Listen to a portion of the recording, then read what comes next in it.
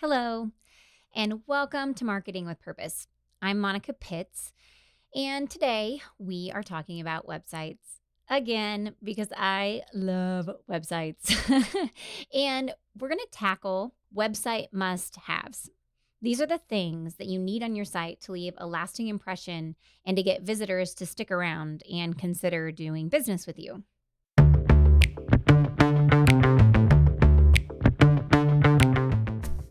If you're a natural born marketer, you're one lucky son of a gun. If you're like most people, marketing, especially online marketing, is about as appealing as standing in a police lineup. The May Create team of creatives has transformed websites and digital marketing from craptastic to fantastic since 2005. Our podcast, Marketing with Purpose, makes sense of marketing so you can make purposeful decisions instead of carrying on with the same old crap you've been doing. And now your host, Monica Pitts, founder of May Create, with another episode on how to make your marketing not suck.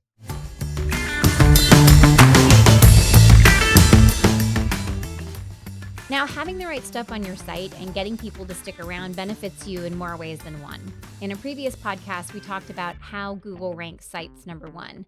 And we discussed that 44.5% of the SEO pie is actually derived from website content and behavior. So, what are our responsibilities as marketers and as business owners to build that section of the pie? I mean, parts of it are achieved by SEO experts, but we're not talking about those parts today. We're going to talk about what you should have on your site to make your visitors happy and want to buy from you, because that comes from you, not some SEO expert. Before I dig in, I know we'll be talking about some intangible stuff today. And if you're a visual person, there are slides, a video, and a nicely formatted blog post covering this topic at maycreate.com. Now, all of our episodes are transcribed and equipped with links to everything you'll need to really digest the topic we're tackling today. So visit podcast.maycreate.com to get all those extra nuggets of goodness. Okay, back to business. Website must-haves. Now, I get really excited about this stuff, so I'm going to try to keep it pretty basic. We can go in depth on these things later on in other episodes, but for the sake of time, I'm going to cover these big picture. First thing, we need a mobile-friendly site. Second, real photos. Third, a snazzy homepage. Fourth, we need visual proof. Fifth, share testimonials. Sixth, explain your capabilities. Seventh, you need contact information. 8, an easy button. That's my favorite part, I swear. And then 9, my second, maybe favorite part, also maybe it's my first favorite part, I don't know, is your voice. So let's dig in to all of those 9 things. First and foremost, your website needs to be mobile friendly. Google looks at mobile sites first before it ever looks at your desktop site. So it will prefer and reward a mobile-friendly website. It has to be mobile-friendly. I know that you can't see this as you're starting in the building process, but after your website is built, go through it on your mobile phone and really see how it works for you. And then, even better, after you haven't been on it for a few months, go back and do it again. You will find things that you never thought of before. And those are the things that your customers are feeling all the time. Having a mobile-friendly website is like having good customer service. You're meeting people where they are. Almost all of my websites have a minimum of 30 to 50% mobile traffic. More and more mobile traffic picks up every single year. People are using their mobile devices to access the internet constantly. We all are. And having a crappy mobile website is like saying, hey, customer, I don't really care. And Google's like, well, if you don't care, then I don't care about you. So it's super, super important, especially for business to consumer businesses, to make sure that they have a fully working, awesome mobile website. The next thing that we need to have is real photos. Number 2 is real photos. You're going to avoid stock photos whenever possible. People get to your website filled with stock photos. They're immediately turned off. They know it is not you. It's gross. Don't do it. Invest in quality photos. You're going to humanize your business this way. You're going to be approachable and more genuine. You can build more trust with photos that you took on your iPhone than you ever would by those stupid stock images. Just stop using them. Now, we have a couple articles on our website about how to take good photos with an iPhone. And the reason that we published those articles is because you just need to be where you are. If you don't have enough money to invest in a professional photographer, that doesn't mean that you cannot have photos of your people. It means that you're going to take them yourself. And there are so many things that you can do with a phone these days. I'm not saying to never get professional photos taken. They're amazing and they make a website tick. Oh my goodness, I get so excited. Can you hear it in my voice how excited I get whenever I get to work with beautiful professional quality images? But if you're not there, then you're not there. And it is not dishonest or unrepresentative of your business to show people where you are. It's great. So if you're a small company and you're just starting out, I want you to have real pictures of your people, even if you shoot them yourself. No, don't shoot your people. Use a camera. Oh God, use a camera to take photos of your people. Oh my goodness. Oh heavens. All right, so I digress. Moving on to the next thing. So the third thing that we need is a snazzy homepage. Snazzy, very technical term, right? So think of your homepage as your new office. This is where people first get an impression of what your business is. You want to wow them immediately. So you see all kinds of slideshows, huge big images at the top and video on homepages. Those are very trendy right now. But I also have a lot of clients who are just like, you know what, I'm totally over this. I don't want it. And that is okay too. Really what your homepage needs to do is it needs to launch people into the site. It's a way for them to easily see, oh, here's what's available on this site, and then go where they want to go quickly. So it's not only a place for them to start their journey into your website and start getting to know your company, it's also your first opportunity to take them where you want them to go and to grab their attention on what you want them to look at. This is your opportunity. So don't waste your homepage. Don't just put up one picture with your logo in the middle of it and be like, click to enter. That's not good for anybody. It's not good for Google. It can't read that picture. And it's not good for your visitors either. Give them what they need. So the fourth thing, let's see if I can count. The fourth thing is visual proof. Now, visual proof is different for every business. It depends on what you do. So if you are like me and you design things for a living, then you're going to use lots of pictures. You're going to have a portfolio on your site because you're going to show people how awesome you are because you've worked with all of these great companies. I think that if you don't have the ability to use images, you can still have visual proof. You can show case studies, you can show statistics. I mean, if you're a construction company, the number of days that you have been accident-free is an amazing statistic. The number of years on average that your employees stay with you is a great statistic. So just showcase your good work and your capabilities and your experience. What I like people to think through is who is going to be coming to my website? What do they need to see in order to know that I can do what they need? So you identify the types of businesses or the people that you work for, and then you show them, I can solve this problem for you. See, I did it for somebody else.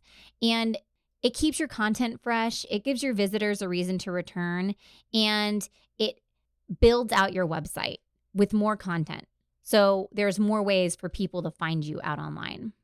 One way that you can share visual proof is through testimonials. And testimonials, I believe, is number 5. So you're going to build rapport through these testimonials. You're showing people that other people like you because part of the sales process is becoming popular with them, right?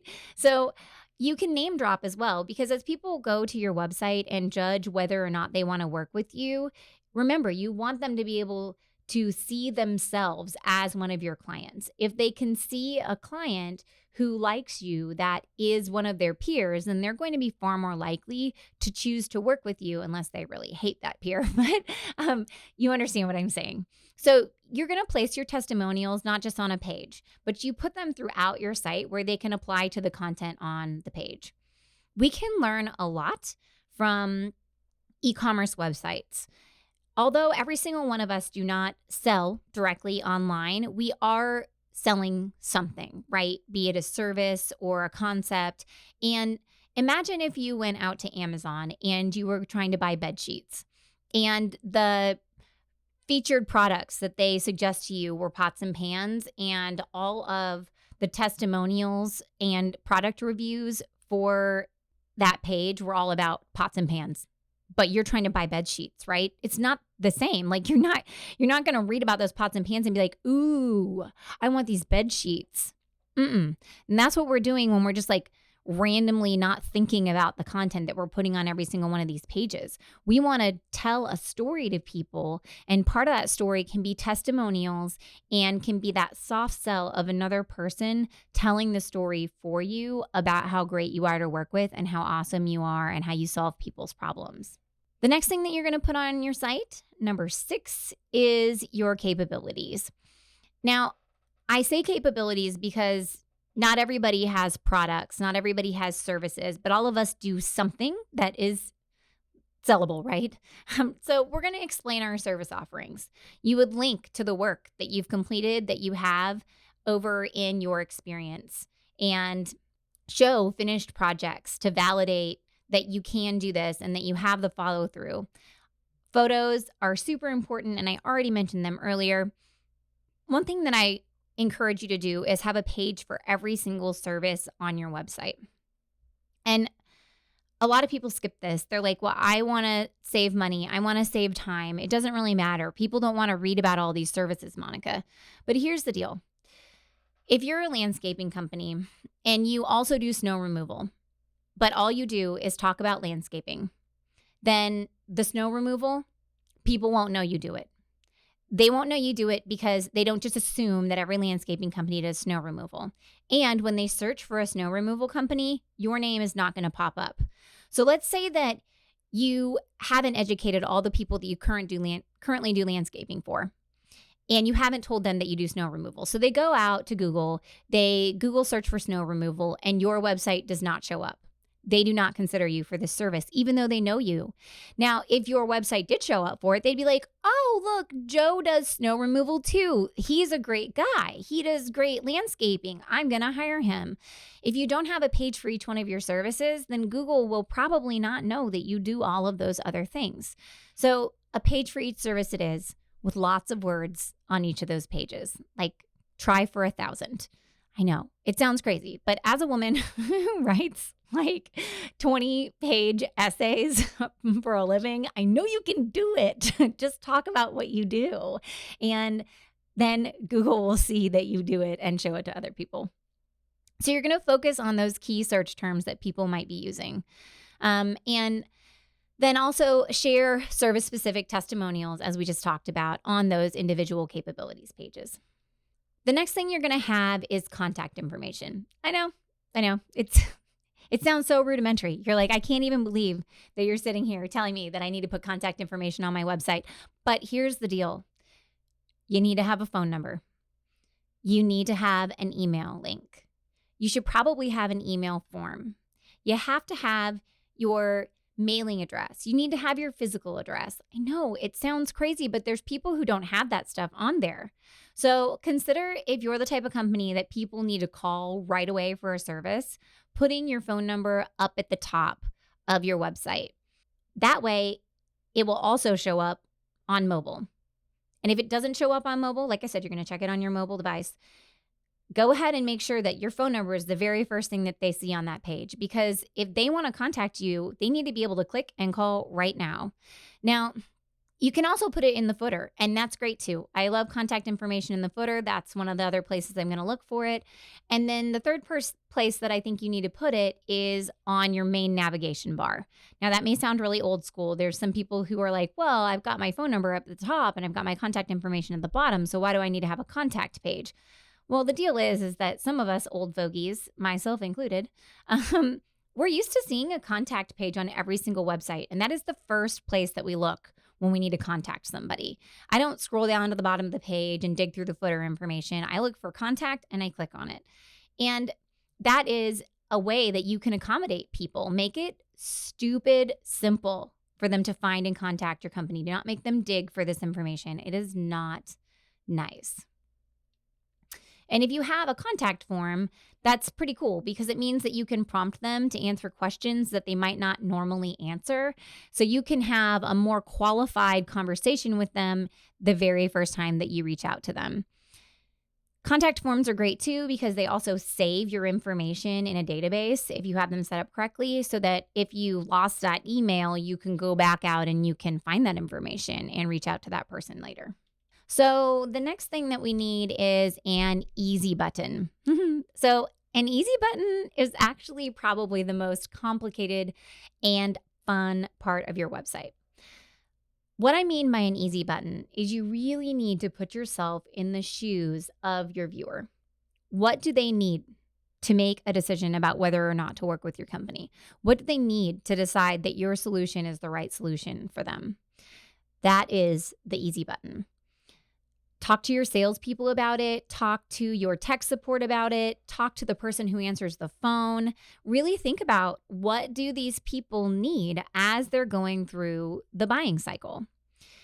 Now, for some people, it could be ways to access information. For example, I have one client who does camps for kids. When we researched, we realized that people search for day camps and overnight camps separately. So we separated the camps into two categories, day camps and overnight camps. We also realized that people searched a lot by name of an area. So they wanted to know day camps near Rolla, Missouri. So we gave them a map that has a pinpoint of every single camp location on it. And we also then have a listing of all of those underneath. So when they first get to the page, at a glance, they can see right away, look at all these camps. Is there one that's near my city? And then they can scroll down, see the different camps that are available if that's the way that they want to read it. They've got the price right there. We're trying to make it as easy as possible for people to find the right camp to send their kid to. Another example, online quote forms. These are awesome. Now, people fight me on these so hard. They're like, Monica, I do not want to give people a quote when I have not spoken to them. And I'm like, well, here's the deal. If you'll give it to them, they'll take it online and they will give you their information for it, no problem. And then what you have is a lead, and you would have nothing otherwise. Because if everyone in your industry is expecting people to call to get a price quote and you will allow them to fill out that form online and get it, they will give you their information and you can follow up. I mean, it's as simple and as complicated as that. If you have a quote form that you fill out to tell people how much something costs, then you just need to break it into an email form that calculates things and spits out a price at the end. Then you get people's information to follow up with and start the sales process, and they get what they really wanted. Another thing you can do if you've got tons of information, let's say that you've got this huge help section or lots and lots of resources. So one of our clients is at the University of Missouri, and they have tons of different graduate programs there. I mean, tons and tons and tons. And people need to search for them in many different ways. So you could allow people to filter by letter, by type of degree program. Is it doctoral? Is it a master's degree? Is it an undergraduate degree?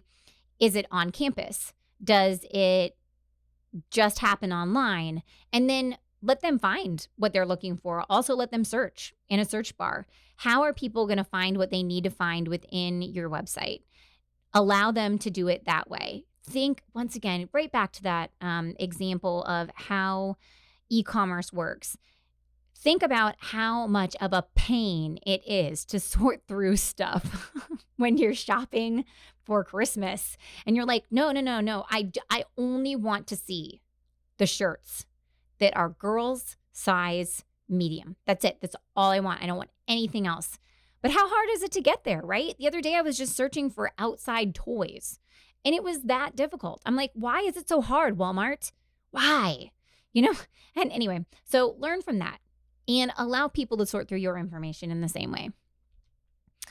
And another way that you can give yourself an easy button, one of our clients is the Boone County Fire Protection District. So part of their responsibility is to post the things that are going on, their initiatives and board minutes, all that kind of stuff. They have to post them publicly.